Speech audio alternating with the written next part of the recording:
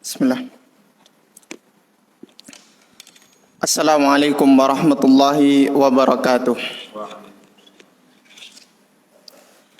Innal hamdalillah nahmaduhu wa nasta'inuhu wa nastaghfiruh wa na'udzu billahi min shururi anfusina wa min sayyiati a'malina. May yahdihillahu fala mudhillalah wa may yudlil fala hadiyalah. Asyhadu an la ilaha illallah wahdahu la syarikalah wa asyhadu anna Muhammadan abduhu wa rasuluhu la nabiyya ba'dah. Kaum muslimin rahimani wa rahimakumullah, segala puji bagi Allah yang telah memilih kita untuk bisa bermajlis di masjid yang insya Allah mubarakah ini, guna membahas qala Allah wa qala Rasul. Kita patut bersyukur karena banyak sekali manusia di luar sana yang bingung hendak melakukan apa, bahkan mereka melakukan kemaksiatan, tapi Allah Subhanahu wa taala memilih kita untuk kita bermajlis membahas qala Allah dan qala Rasul. Allahumma allimna ma yanfa'una wanfa'na bima 'allamtana wa zidna ilma. Rabbi shrah li sadri wa yassir li amri wahlul 'uqdatam min lisani yafqahu qawli. Jamaah muslimin rahimani wa rahimakumullah. Di pertemuan kemarin kita telah membahas tentang perihal air dan macam-macamnya dan juga jenis-jenisnya. Insya Allah pada malam hari ini kita akan membahas tiga permasalahan. Yang pertama yaitu tentang permasalahan kulit bangkai. Yang kedua tentang permasalahan ina atau bejana-bejana. Yang terakhir permasalahan tentang masalah siwak. Qala al-musannif rahimahullahu ta'ala faslun. Juludul maitati tathuru bid-dibaghi illa jildal kalbi wal khinziri.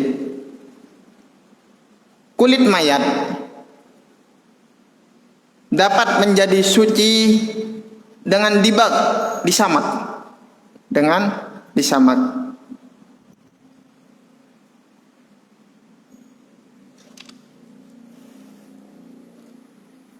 Dibag, samak adalah sebuah proses yang mana proses tersebut memisahkan antara daging-daging, bulu dengan kulit. Dibag. Nyamak ialah menyisakan kulit antara bulu dengan daging. Jadi menyisakan kulit. Hal itu bisa suci karena Rasulullah sallallahu alaihi wasallam bersabda,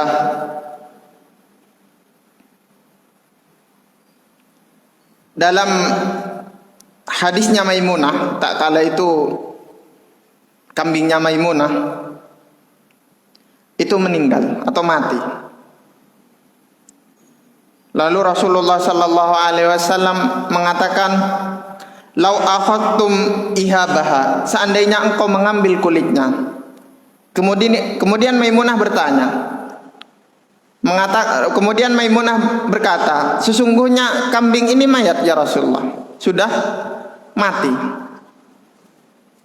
Lalu Rasulullah sallallahu alaihi wasallam bersabda, boleh yutahhiruhul ma wal qarzu, sucikan menggunakan air dan daun samak. Jadi mungkin zaman dahulu pakai daun samak, daun khusus. Kalau zaman kita pakai apa biasanya? Kapur. Pakai kapur. Kulit mayat atau kulit hewan-hewan mati itu menjadi suci Sama saja, hewan yang mati itu hewan yang halal dimakan ketika disembelih, atau hewan-hewan yang haram meskipun telah disembelih. Contohnya, hewan-hewan yang halal dimakan ketika disembelih akan tetapi kalau tidak disembelih menjadi mayat, contohnya apa? Contohnya adalah kambing, kuda, domba, dan sebagainya. Itu haram mayatnya. Akan tetapi menjadi halal ketika dikuliti, ambil kulitnya, terus kemudian disamang. Begitu pula hewan-hewan yang haram. Hewan-hewan yang haram dimakan. Contoh hewan yang haram dimakan, contohnya apa? Selain babi. Nah, untuk babi ada bab lain. Kucing, anjing, anjing ada bab lain juga. Keledai haram. Karena apa? Yang halal itu keledai liar, maksudnya zebra. Kalau zebra halal, tapi kalau keledai haram. Ada nas khususnya. Baik, kembali lagi untuk masalah keledai.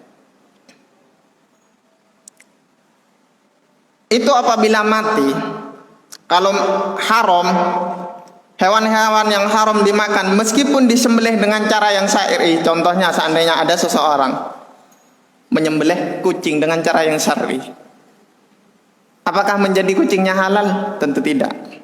Tentu tidak. Apabila akan tetapi jikalau kulitnya dikuliti, kemudian disamak, cuman diambil kulitnya, dagingnya dan bulunya dibuang, maka hukumnya suci. Sucinya dari segi apa? Zahiran wa batinan. Yang dimaksud dengan zahiran itu, kita boleh dijadikan sejadah. Kita boleh sholat di atas kulit tersebut. Itu maksud zahiran. Seandainya kita bersejadah dengan kulit kambing yang sudah mati, boleh apabila sudah disamak. Wabatinan, dan kita juga boleh digunakan untuk sholat. Kita gunakan untuk sholat. Seandainya bangkai kulit kambing kita samak, maka akan menjadi suci. Akan menjadi suci, boleh digunakan untuk sholat. Kita pakai, kita jahit, jadikan baju, kita boleh gunakan untuk sholat. Mana dalil bahwasanya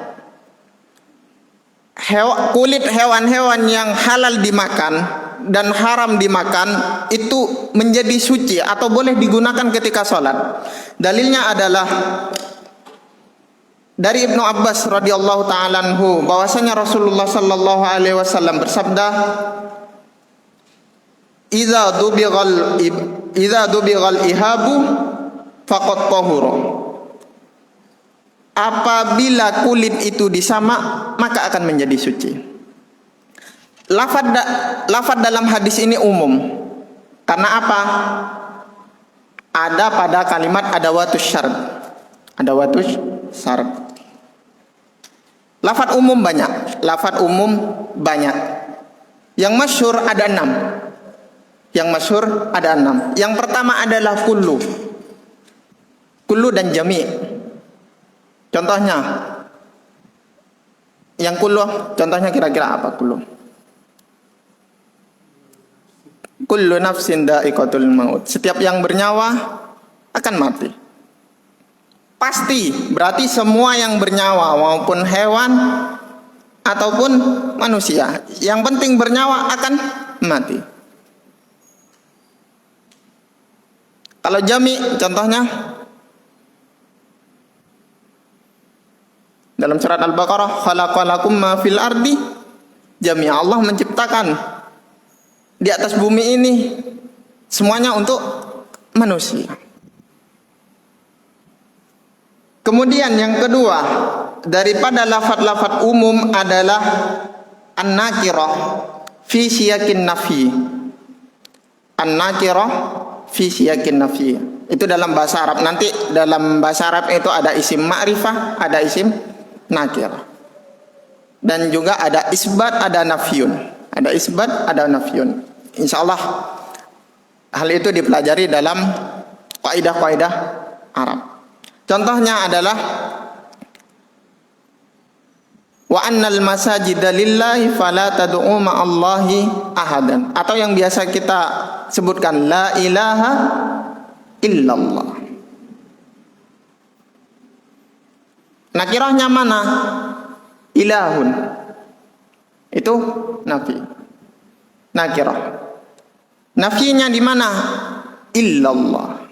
Illallah. Berarti tidak ada sesembahan maupun itu di langit dan bumi yang berhak disembah kecuali Allah Subhanahu wa taala.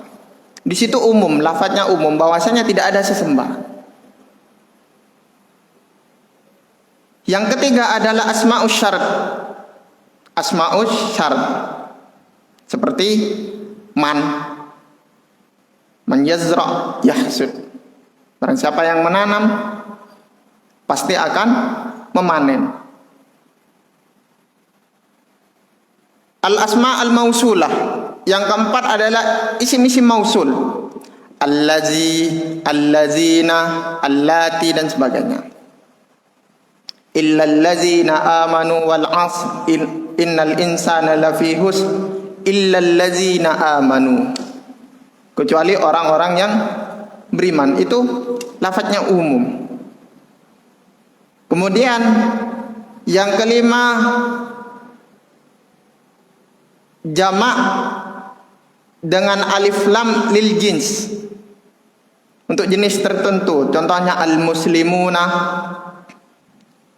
hakul muslim, alal muslim. Terus apa lagi contohnya?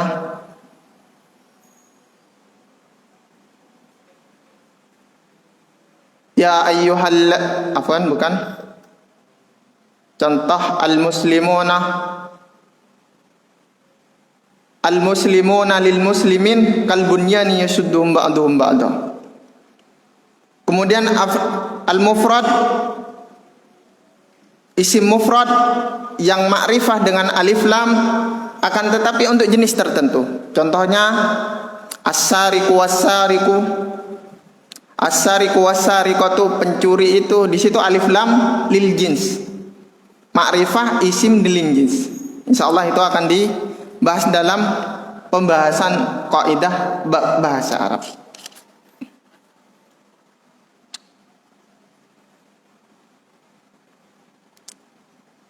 Illa jildal kalbi wal khinzir, kecuali kulit anjing dan juga kulit babi. Untuk masalah dua hewan ini tidak akan bisa suci meskipun dia itu disamak. Alasannya kenapa? Karena dalam mazhab Syafi'i anjing dan babi itu hukumnya najis ketika hidup. Dan bagaimana mungkin logikanya? Dan bagaimana mungkin bisa suci kalau hal itu mati? Kalau hidupnya aja sudah najis, apalagi matinya. Itu dalam mazhab Syafi'i. Akan tetapi banyak perbedaan pendapat. Ada yang mengatakan bahwasanya anjing dan babi itu tidak najis. Seperti contohnya pendapatnya Imam Malik. Imam Malik berpendapat bahwasanya anjing dan babi di waktu hidup itu hukumnya sama. Tidaklah najis. Karena apa? Tidak ada dalil yang mengatakan bahwasanya anjing dan babi itu najis.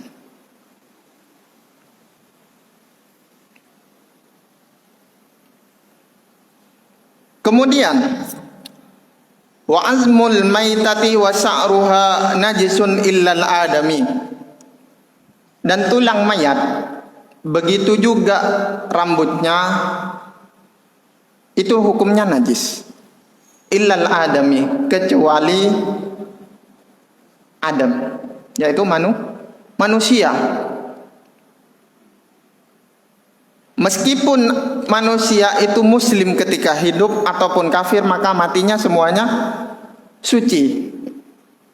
Ini sebagai dalil bahwasanya manusia itu suci. Dan salah pemahaman saudara kita sebelah bahwasanya manusia yang belum berbaiat ke pemimpin hukumnya apa? Najis. Najis.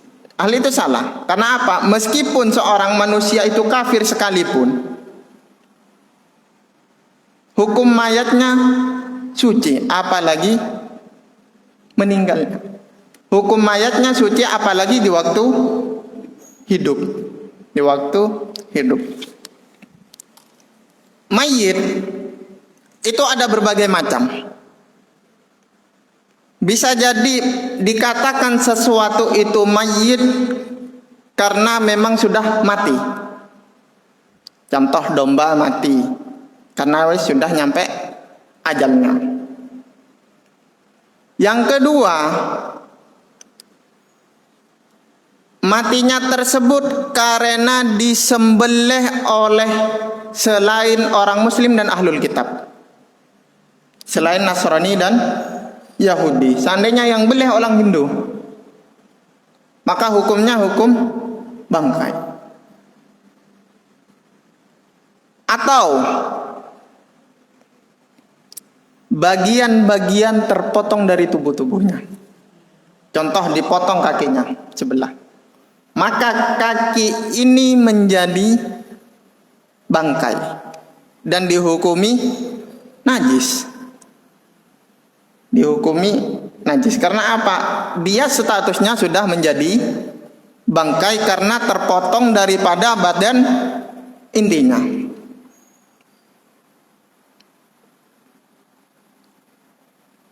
Sekarang kalau memang seperti itu pengertian mayat, lalu akan timbul pertanyaan. Akan timbul pertanyaan bagi orang-orang yang suka memelihara kambing, suka memelihara domba. Bagaimana hukum bulunya? Bagaimana hukum bulunya? Atau yang suka pelihara kucing. Definisi mayat di sini salah satunya ialah terpisahnya anggota tubuh atau anggota dari suatu hewan. Dan di sini dikatakan wa azmul maitati wa sa'ruha, dan rambutnya itu najis. Lalu bagaimana dengan domba atau kucing yang kita pelihara di rumah? Apakah menjadi najis? Apakah menjadi najis? Kenapa tidak? Harus dengan dalil. Kita mengatakan bahwa hukum asal mayat itu najis. Kalau memang seperti itu, bagaimana dengan hukum kucing yang bulunya rontok ketika kita elus, atau domba atau kambing yang kita pelihara? Bagaimana hukumnya? Iya, rontok. Kan terpisah dengan badan aslinya. Ya kan? Mayat adalah seperti yang kita jelaskan barusan, bahwasanya mayat adalah hewan yang mati secara natural atau dibunuh atau disembelih oleh selain ahlul kitab dan orang Islam. Dan juga bagian-bagian yang terputus dari hewan tersebut ketika dia hidup, otomatis masuk di dalamnya bulu. Bagaimana hukum bulu yang rontok ketika kita lus-lus? Kan terpisah. Saya ada jawaban, tapi saya bingung. Baik, labes. Karena di situ itu bukan daging, Ustaz. Bukan bagian dari hal-hal yang apa ya? Ya anggaplah kayak bagian kaki atau potong itu kan di situ ada daging, ada juga ada apa namanya? Ada kulit. Kan kalau cuma bulu itu, Kalau tanduk banyak. Tanduk kayak tanduk rusa atau tanduk kambing yang sudah panjang biasanya itu dipotong. Kalau tanduk kambing terlalu ke belakang biasanya dia nancep ke kepala. Biasanya sama tukang sama peternaknya itu dipotong biar gak nyiksa karena nancep ke tengkoraknya. Itu bagaimana hukumnya? Kalau itu kan tulang, Ustaz. Tulang, masya Allah, ahsanta. Kalau bulu? Bukan. Jadi ingat, di sini adalah mayat. Sedangkan bulu itu bukan termasuk mayat. Karena apa? Di dalamnya tidak ada ruh.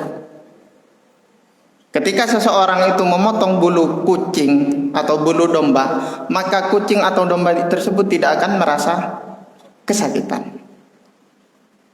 Beda dengan tanduk. Kalau tanduk kita potong memang sakitnya ada, akan tetapi tidak seberapa. Itu menunjukkan bahwasanya di dalam tanduk ada ruhnya. Ada ruhnya. Sampai sini mafhum? Adapun masalah kuku, di situ perbedaan pendapat antara ulama. Dan yang rajih Allah Ta'ala, kuku itu adalah termasuk tulang. Karena apa? Di situ ada sel darahnya. Ketika terlalu dalam, maka akan keluar darah. Beda dengan rambut. Seandainya kita pelontos sekalipun, maka rambut tidak akan keluar darah. Di situ letak perbedaannya.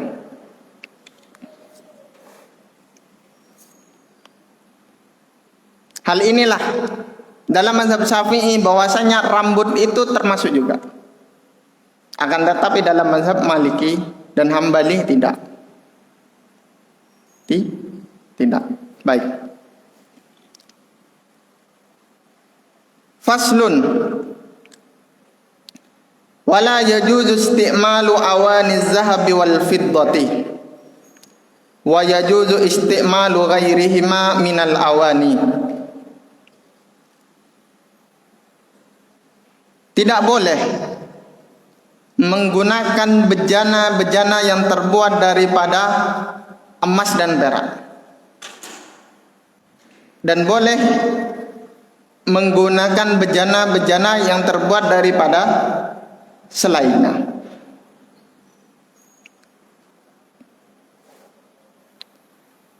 Dalilnya sabda Rasulullah sallallahu alaihi wasallam, la talbasu al-harira walad dibaj wala tasrabu fi aniyatiz zahabi wal fiddah fa innaha lahum fid dunya wa lakum fil akhirah. Rasulullah sallallahu alaihi wasallam bersabda, janganlah kalian menggunakan sutra tipis dan janganlah kalian minum pada bejana yang terbuat dari emas dan perak. Sesungguhnya bejana-bejana tersebut untuk orang-orang kafir di dunia dan untuk kita orang muslim di akhirat kelak. Rawahul Bukhari Muslim.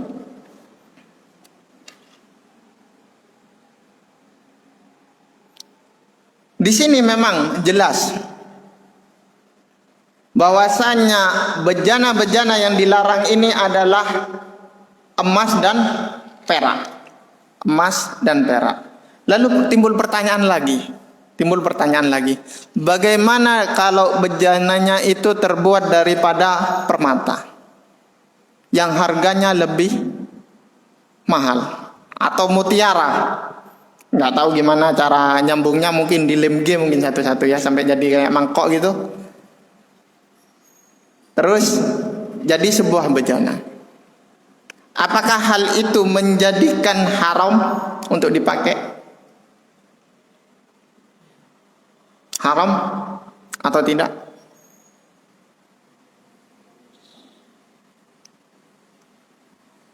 Bahkan lebih mahal daripada emas dan perak. Maka hukumnya itu boleh. boleh. Seandainya kita memang ingin membuat daripada perak, daripada permata atau mutiara, kita jadikan bejana, maka itu boleh kita gunakan untuk makan dan minum. Bejana itu apa sih? Tempat makan dan minum, atau pengertian yang lain, sebuah wadah yang bisa digunakan untuk menyimpan. Pengertian yang lain bahwasanya wadah yang bisa digunakan untuk menyimpan itu ina. Maka dilarang untuk makan dan minum. Apakah hanya untuk makan dan minum? Tidak. Haram juga untuk perhiasan. Perhiasan apa itu? Perhiasan rumah seandainya, masya Allah, Allah takdirkan kita kaya, insya Allah. Kayaknya kalau cuman hiasannya itu kitab tok kurang mewah kayaknya. Kasih piring daripada emas dan perak, maka itu hukumnya haram. Meskipun itu tidak digunakan untuk makan dan minum. Tidak digunakan untuk makan dan minum. Dan letak keharamannya ini sama antara laki-laki dan perempuan. Memang beda antara laki-laki dengan perempuan, bahwasanya dalam suatu hukum laki-laki diberikan kekhususan,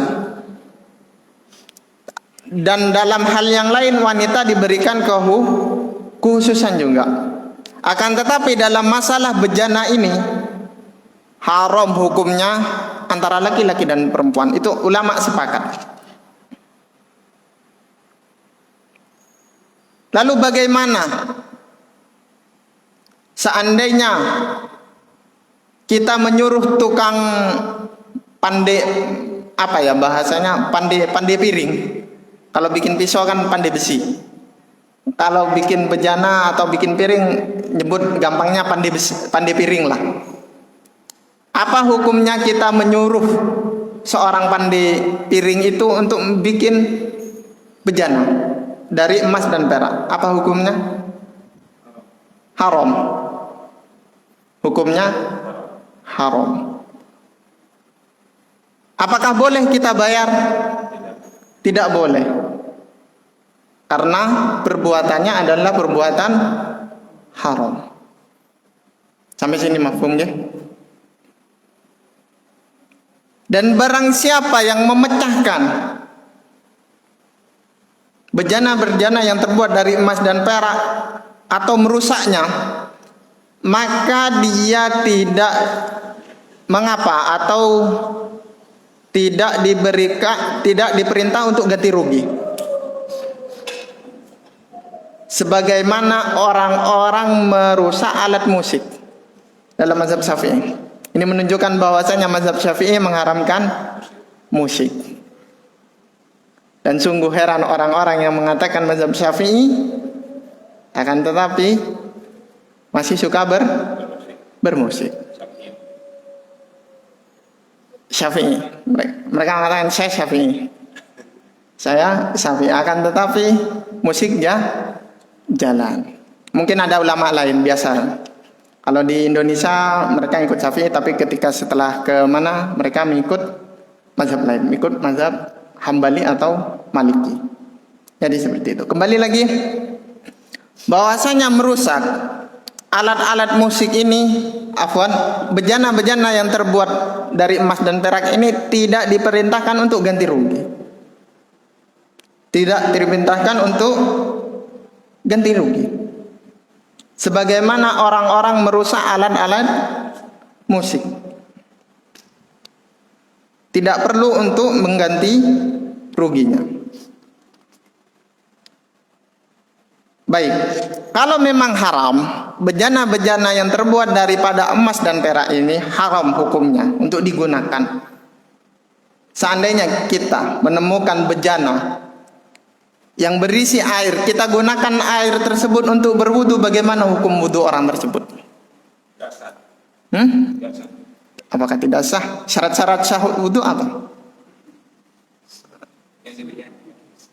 Gini, seandainya ada kasus kita menemukan bejana terbuat daripada perak. Terbuat daripada perak. Yang di dalamnya ada air. Kita gunakan untuk berwudu, apakah wudu orang tersebut sah atau tidak? Tidak. Tidak.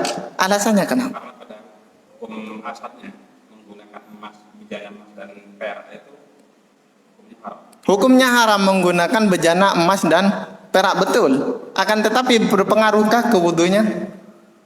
Apakah di antara rukun dan syarat berwudu dilarang untuk menggunakan bejana dari emas dan perak? Apakah seperti itu?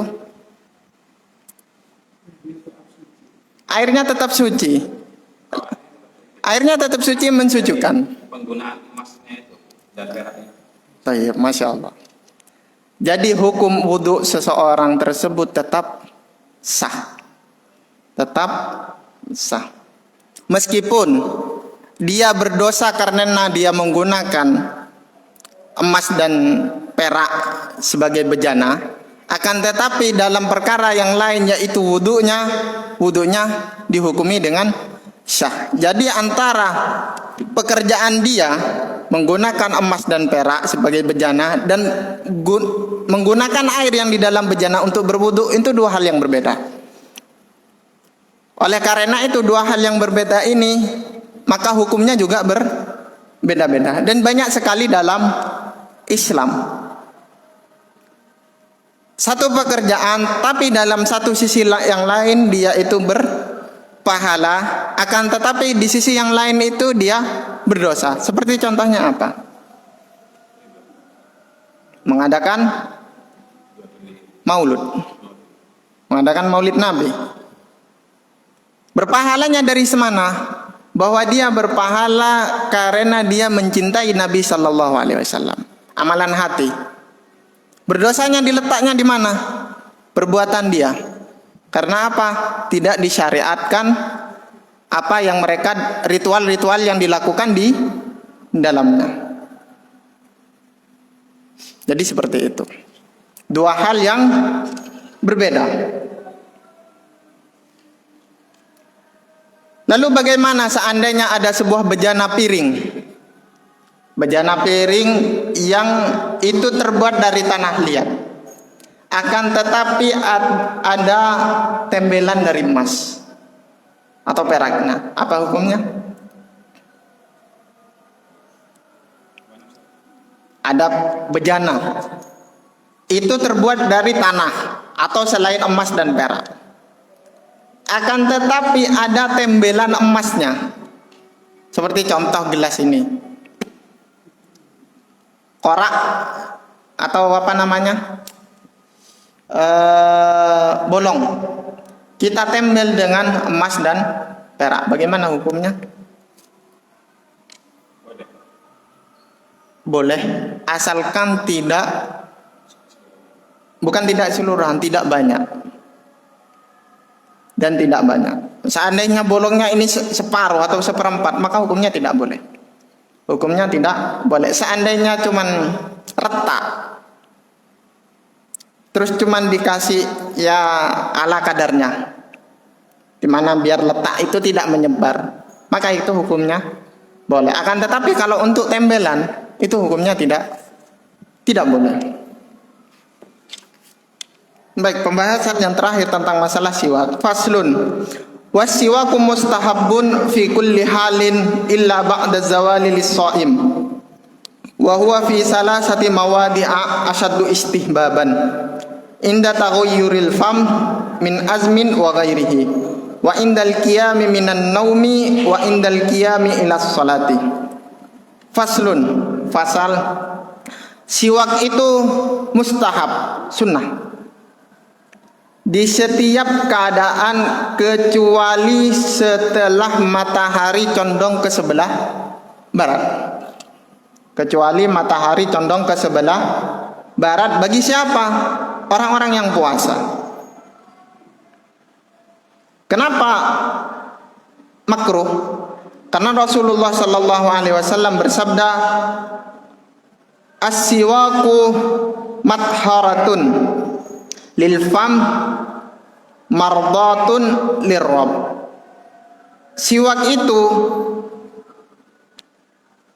membersihkan mulut dan diridhoi oleh Allah Subhanahu wa taala. Pertanyaannya, kenapa setelah bergeser ke barat, matahari geser ke barat, kenapa ketika setelah terbit atau waktu subuh, kenapa diperbolehkan untuk sikat gigi? Alasannya kenapa? Di mana letak pendalilannya bahwasanya kalau sudah bergeser ke barat hukumnya makruh, tapi kalau masih di tengah-tengah atau masih di bagian timur tidak mengapa. Di mana letak pendalilannya mazhab Syafi'i?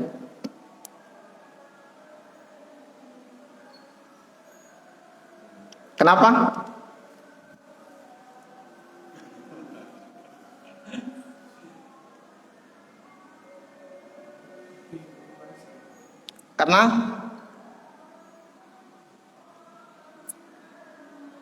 Karena pada waktu matahari sudah mulai condong ke barat, mulut itu sudah mulai bau.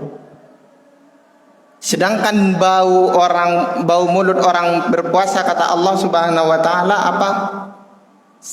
Lebih Allah cintai daripada minyak kasturi. Adapun kalau masih di bagian timur masih belum bau. Masih belum bau. Oleh karena itu mazhab Syafi'i atau dalam kitab ini mengatakan bahwasanya kalau sudah condong ke barat bersiwak hukumnya makruh. Hukumnya makruh karena bau mulut pada waktu itu ada fadilahnya. Kecuali pada 3 tempat. Sunnah bersiwak ada pada 3 tempat. Yang pertama, ketika bau mulut sudah berubah. Bau berubahnya itu macam-macam. Apakah karena makan pete kalau di Indonesia atau jengkol? Kalau di Arab biasanya makan bawang putih atau bawang bombay. Biasanya orang-orang Arab itu ketika saya waktu mondok di Keraksan itu kumpulannya sama orang-orang Arab. Orang-orang Arab itu makan kambing untuk ber-7, ber-8. Kalau kita 1 kambing untuk satu kampung. Dan itu pun cuma 3 iris. Kuahnya sampai banjir. Kuahnya sampai banjir. Tapi kalau orang Arab, kalau mereka sudah agak pusing makan daging kambing, mereka biasanya mengkonsumsi apa? Susu. Kalau susu itu sudah ada gak mujarab, maka orang Arab tuh biasanya ngeremus bawang putih, dikeremus gitu. Akhirnya terupgrade lagi, sehat lagi, makan lagi. Waktu ketika saya di Keraksan tuh melihat. Atau karena tidak makan, sebagaimana tadi orang puasa, orang yang berhenti makan, lama gak makan, kosong perutnya biasanya bau. Itu disunahkan. Wa indal qiyami minan naumi, insyaallah untuk ini sepakat semuanya bahwasanya orang yang baru bangun tidur pasti bau mulutnya. Pasti bau. Wa indal qiyami ila shalah, dan ketika hendak salat. Adapun yang ketiga ini ada dalil khusus. Rasulullah sallallahu alaihi wasallam bersabda, laula an nasyqa ala ummati la amaratum bisiwak inda kulli shalah. Seandainya tidak menyusahkan kepada umatku,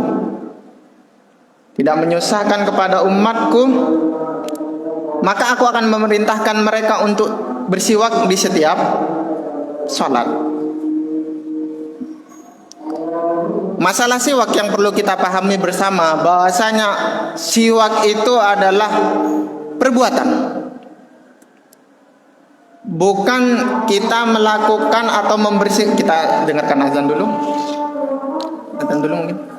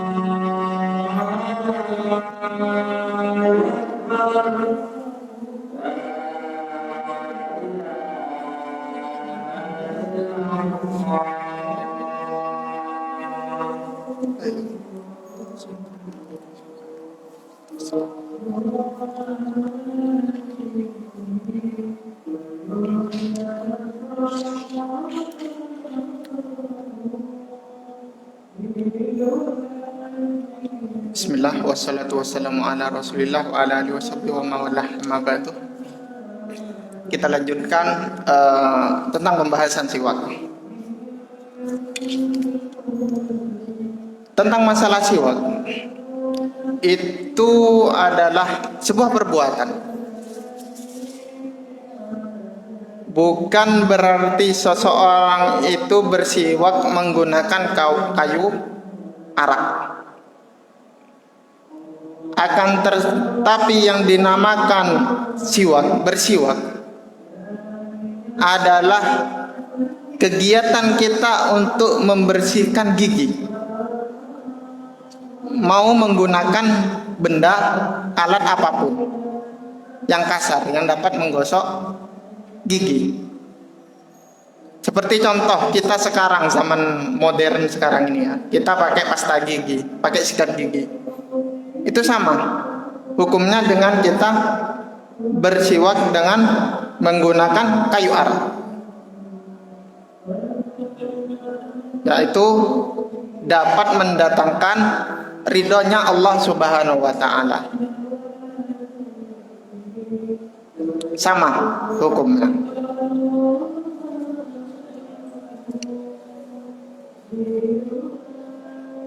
Juga mustahab, sunnah. Hukumnya sunnah. Mau seandainya pakai menggunakan kain, seorang itu menyiapkan ketika hendak sholat sebuah kain untuk menggosok giginya, maka itu termasuk dalam hadis Rasulullah mendatangkan ridhonya Allah Subhanahu wa ta'ala. Jadi jangan dipersempit makna siwak, kita harus bersiwak menggunakan apa? Kayu arok. Tidak, makna siwak itu luas. Yang disebut bersiwak adalah pekerjaannya, yaitu apa? Membersihkan gigi. Adapun kalau ditanya yang lebih afdol mana, kita jawab yang paling gampang. Yang paling gampang. Toh seandainya memang tidak malu, kebanyakan orang malu, bawa sikat gigi ke masjid, ketika hendak mau salat pakai sikat gigi, itu tidak masalah. Tidak masalah, kan tetapi dalam hal ini memang malu lah. Lebih baik pakai siwak, biar tidak dikira aneh. Seperti saudara kita jamaah tabligh, masya Allah, mereka tentang masalah bab siwak ini, kemana-mana mereka bawa siwak, mau sholat siwak. Dan kita akui bahwa dalam masalah hal ini kita kalah dengan saudara-saudara kita. Baik, ini saja yang dapat kita sampaikan pada malam hari ini. Mungkin ada beberapa pertanyaan. Ya, Pak. Berkenaan alasan kita tidak boleh menggunakan taharaman tentang bejana emas itu seperti apa? Anda belum paham.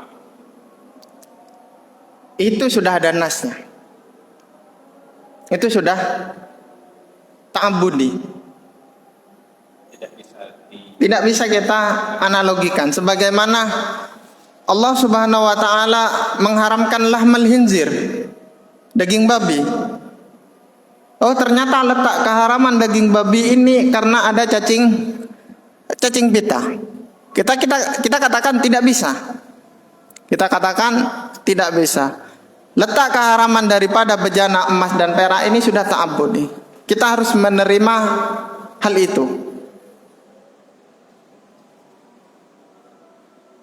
Jadi bisa difahami ya, insyaallah. Ada pertanyaan lain mungkin sebelum kita salat isya? Yakfi insyaallah, mafhum. Alhamdulillah. Mari kita akhiri dengan doa kafaratul majlis. Subhanakallahumma wa bihamdika asyhadu an la ilaha illa anta astaghfiruka wa atubu ilaik. Assalamualaikum warahmatullahi wabarakatuh.